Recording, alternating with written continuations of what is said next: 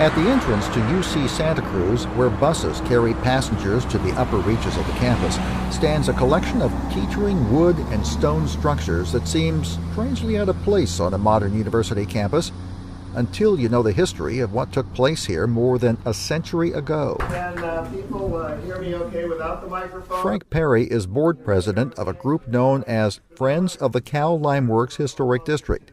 He's hosting a 150th birthday party for Samuel Henry Cowell. Well, I would like to begin by having all of you imagine that the year is 1865 and you're living in San Francisco.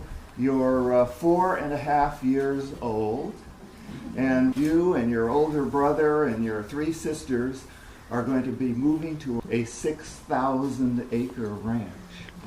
So you get on board a sailing ship and you sail about 75 miles down the coast and you arrive in a little town called Santa Cruz.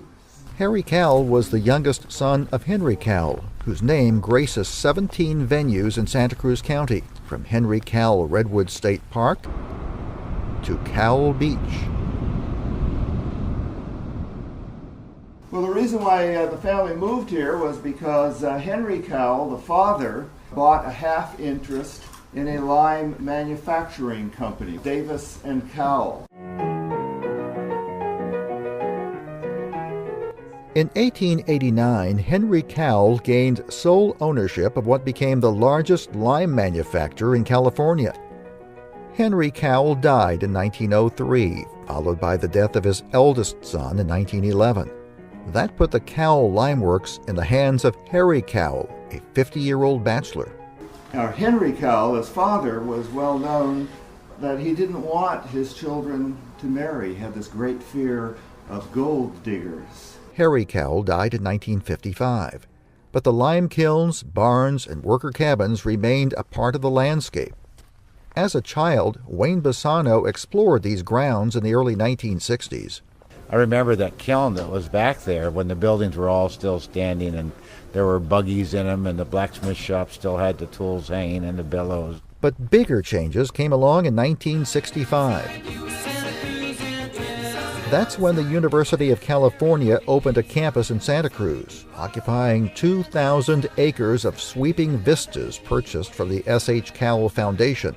Hal Hyde was UCSC's first vice chancellor for business and finance. Our first campus physical planning committee said if there are buildings and facilities on the campus that could be used by fairly simple fix-up, let's keep them, but the rest don't tear them down, but just let them collapse of their own.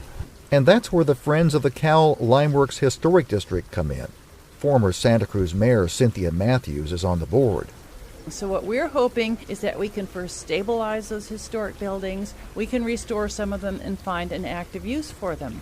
We have a great website. That website is limeworks.ucsc.edu. Just one step in preserving an important part of the history of UC Santa Cruz and the county as a whole.